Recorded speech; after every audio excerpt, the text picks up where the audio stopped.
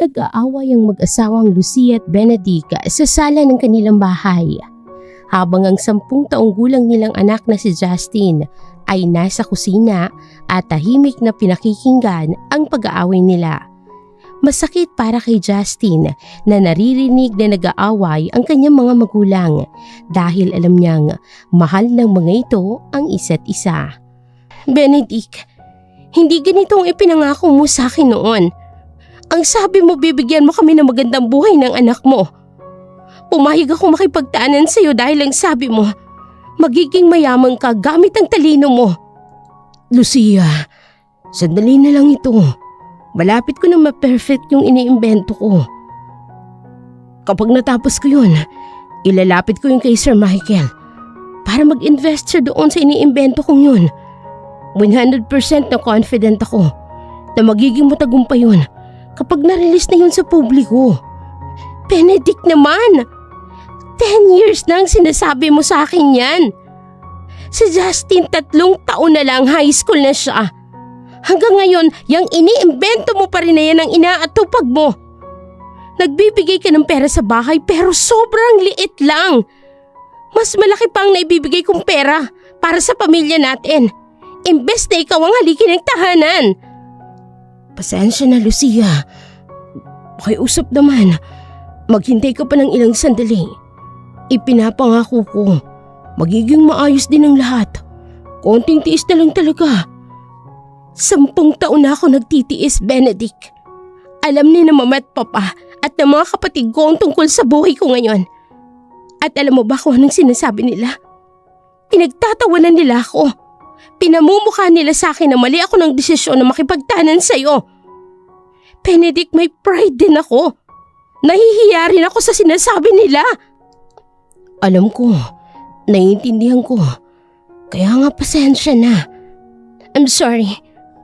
Pero matagal na akong nagtitiis sa sardinas at noodles na palagi nating inuulam. Kung makakain man tayo ng masustansyang pagkain, 2 beses lang sa isang linggo. Proud ka ba nun, ha? Na yun lang ang pinapakain mo sa mag-ina mo?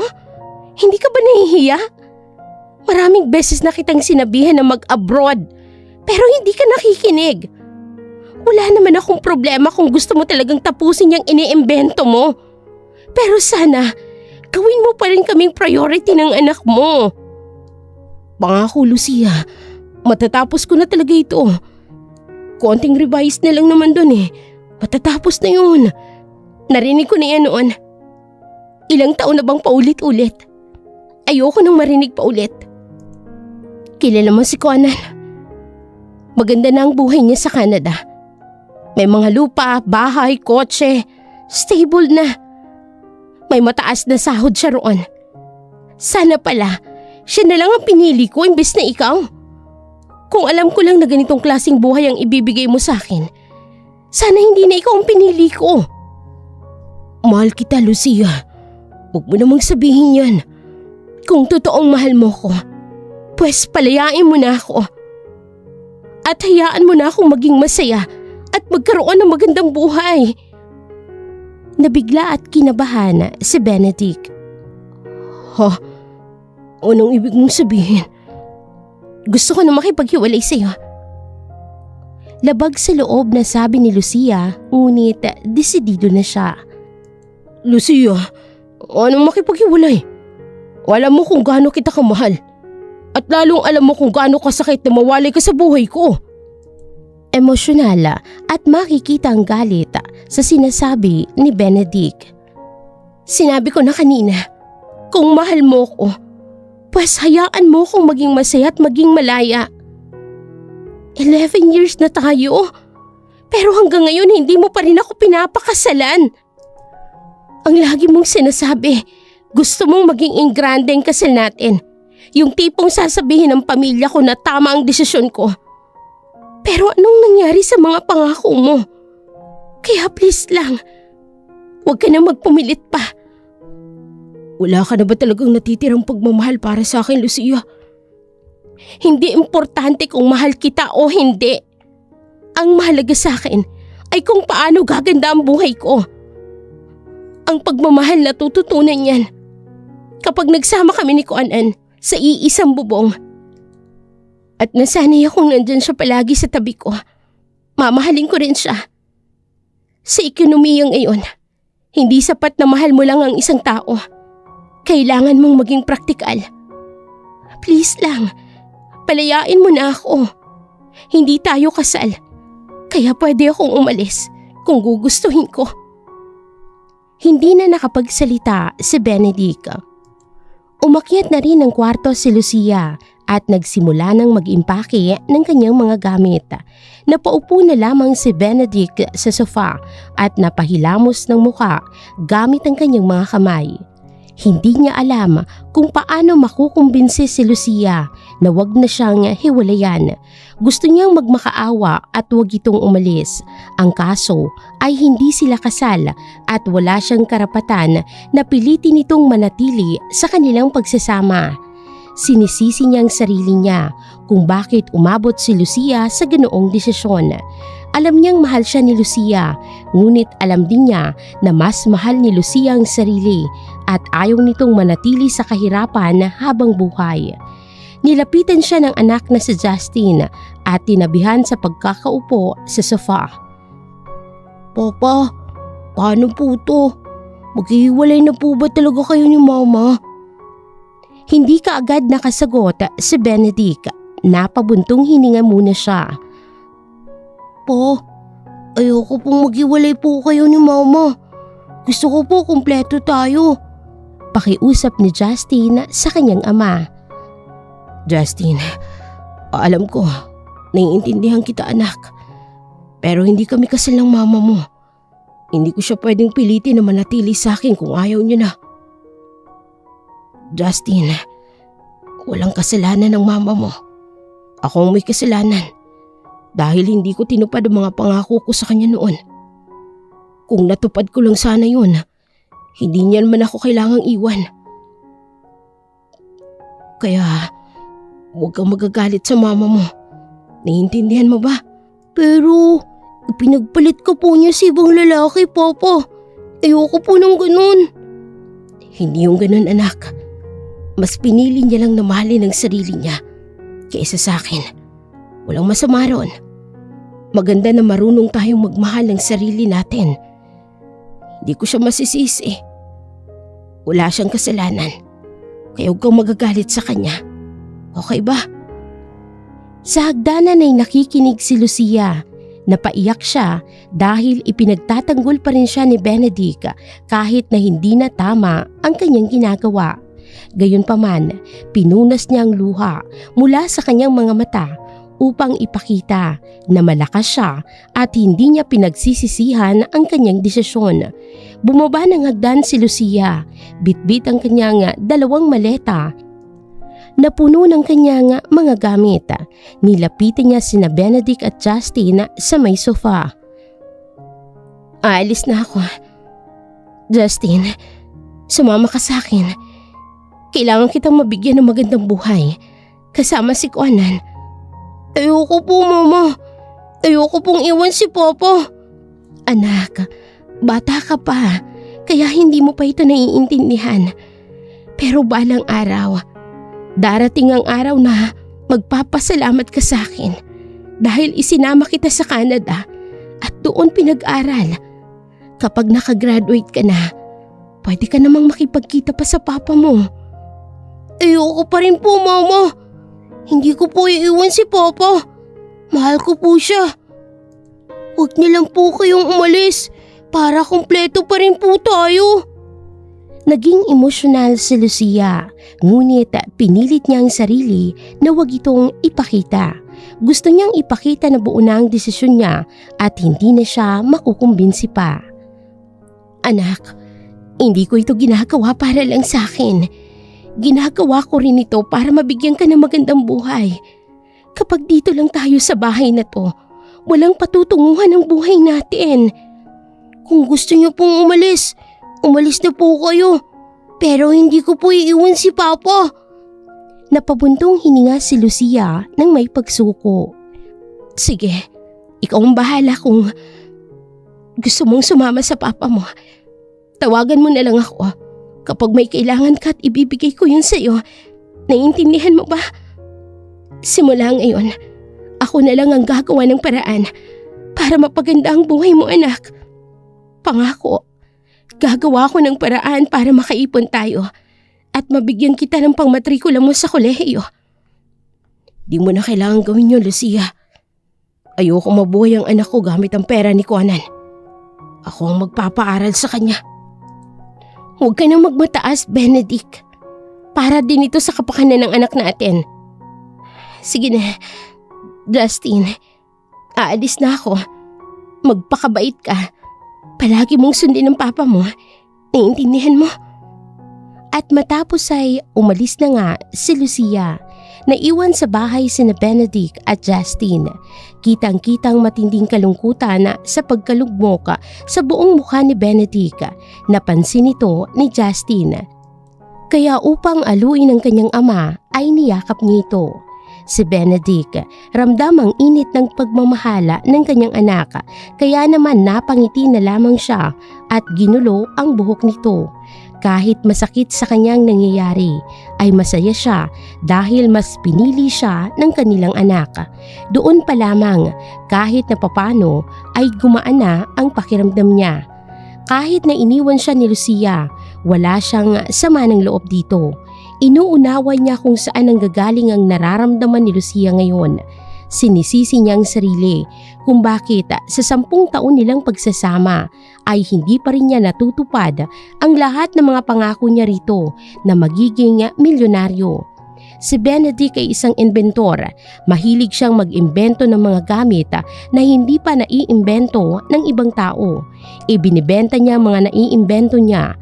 Ang kaso lamang ay hindi ito sapat upang guminhawa ang kanilang buhay. Sa ngayon, meron siyang iniimbentong bagay na kung saan maaaring makatulong sa mga taong walang kamay upang ang mga ito ay makapagsulat na parang karaniwang tao. Idudugtong lamang ang isang artificial na kamay sa naputol na parte ng braso. Gamit ang makabagong teknolohiya ay mapapaandar ng artificial na kamay sa pamamagitan ng utak. Sa ngayon, 80% na gumagana ang kanyang imbento, pero naniniwala siya na bago pa matapos ang taong ito ay makukumpleto niya na ito. May konting pangamba na baka pumalpak siya, ngunit gusto niya pa rin itong subukan. Kapag natapos niya ng imbensyon ay idudulog niya ito sa isang kumpanya upang kunin sila bilang investor ng kanyang naimbento. Kapag nagtagumpay siya ay siguradong magiging milyonaryo na siya. Hindi na siya makapaghintay. Gusto niyang bumalik sa kanya si Lucia. Kapag bumalik ito ay handa siyang tanggapin ang dating partner. Lumipas ang maraming araw, hindi maiiwasan na mangulila si Benedict at Justin kay Lucia. Naninibago pa sila na wala ang ilaw ng kanilang tahanan. Noong una ay labis na malungkot ang bahay. Tila ba may kulang. Ngunit sa bawat pagdaan ng araw, nasasanay na sila na wala si Lucia sa kanila. Kaya unti-unti ring nanunumbalik ang sigla sa tahanan. Kung dati ay si Lucia ang gumagawa ng mga gawaing bahay, ngayon ay si Justin na. Tumutulong siya para lamang mabigyan niya ng oras ang ama sa pagtatrabaho. Noong unay nahihirapan siya, pero sinikap niyang matuto para lamang maging kapaki-pakinabang sa kanyang ama.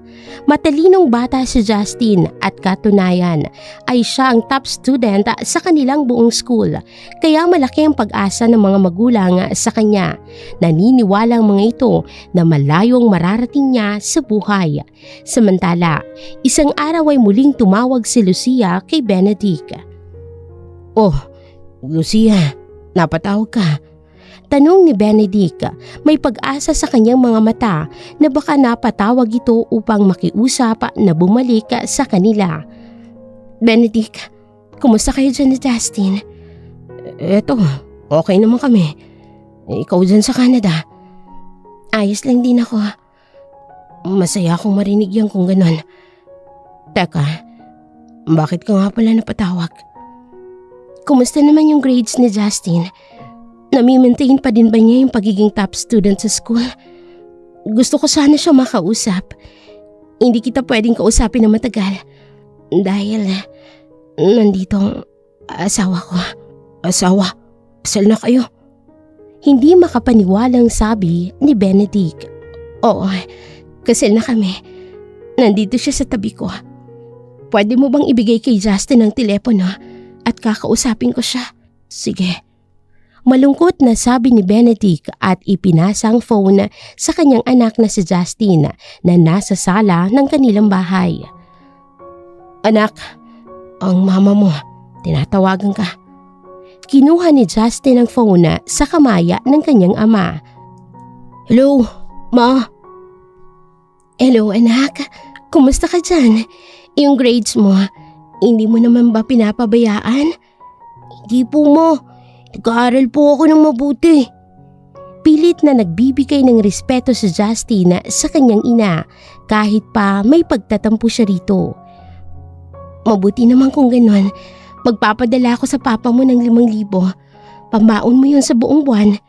Kapag may gusto kang bilhin, sabihin mo lang sa papa mo, okay? Galing po ba sa asawa niyo yung perang yun? Di ba po? Oo. Bakit mo natanong? Salamat na lang po, mama. Pero ayoko pong masaktan si papa kapag tinanggap ko po yung perang galing sa asawa mo. Anak, huwag mong intindihin yan.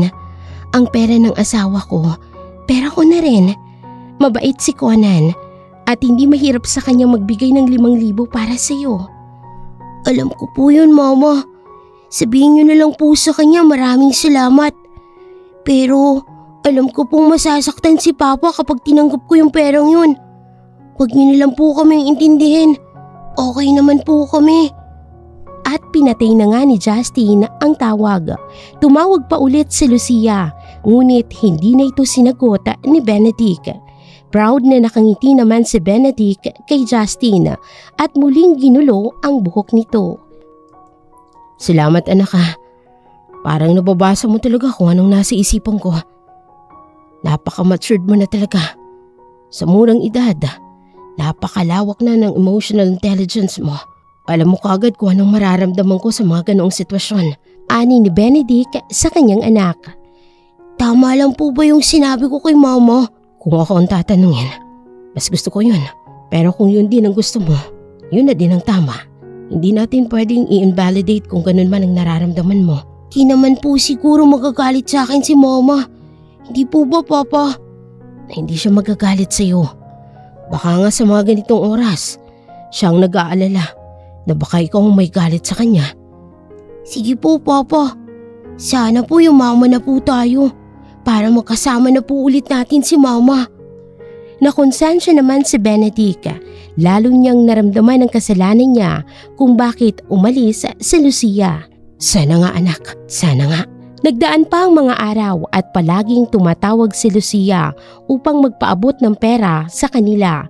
Ngunit palagi na lamang itong mariin na tinatanggihan ng mag-ama. Kaya sa huli ay sumuko na lamang si Lucia. Hindi na ito tumawag pa sa kanila upang mag-abot ng pera. Sa halip, inipon ni Lucia ang pera para kung sakaling may emergency ay may madudukot siya. Tumatawag na lamang siya upang mangumusta. Kahit naman nasa Canada na siya ay hindi pa rin mawawala sa kanya ang pagmamahal at pag-aalala para sa kanyang anak. Lumipas pa ang mga araw, naging normal ang pamumuhay kina Benedict at Justin. Ngunit nagbago ang lahat nang dumating ang isang dilubyo. Nabangga ng isang humaharurot na sasakyan si Benedict, dahilan upang dalhin siya sa ospital ng taong nakasagasa sa kanya. Inoperahan ito ng mga doktor, ngunit hindi na ito nagising pa. Nakoma ito. Walang kasiguraduhan kung kailan ito magigising o kung magigising pa nga ba si Benedict. Justin, may ibabalita ako sa iyo. Huwag ka sanang magugulat, sabi ni Nena na kanilang kapitbahay. Ano po yun, Aling Nena? Pagtataka naman ni Justin. Kasi ang papa mo, pauwi siya galing sa trabaho nang masagasaan siya ng isang kotse. Dinala siya sa ospital nung nakasagasa sa kanya. Ang sabi ni Aling Rosa, Nako, maraw ang papa mo. Hindi pa raw alam kung magigising pa. Kabadong sambita ng matanda. Labis itong ikinawindang ni Justin. Hindi niya alam kung anong gagawin. Sa tulong ng mga nakatatandang kapitbahay, partikular si Aling Rosa, ay nakapasok siya sa ospital. Dinalaw niyang ama na nasa isang kwarto, naka-dextrose, may oxygen support habang nakahiga sa hospital bed. Umiiyak siya ng umiiyak dahil sa pangambang baka hindi na nga ito magising pa. Ilang araw niyang binantayan ang kanyang ama hanggang sa nakontak na ng mga doktor ang magulang ni Benedict mula sa Zambales. Kaya naman nagtungong mga ito sa Maynila upang alagaan si Benedict. Patuloy pa rin silang inaalalayan ng mayamang lalaking aksidenteng nakasagasa kay Benedict. Pinili kasi nila na wag na lamang magsampa ng kaso nang sa ganon ay may mapagkukunan sila ng gamutan para kay Benedict. Justin, apo, totoo bang naghiwalay na ang mga magulang mo? Sabi ng kanyang lolo Amor. Nasagap niya ito sa mga kapitbahay. Ay, oo nga. Bakit wala man lang pasabi sa amin si Benedict tungkol dito? Napakamalihim talaga ng anak nating yan.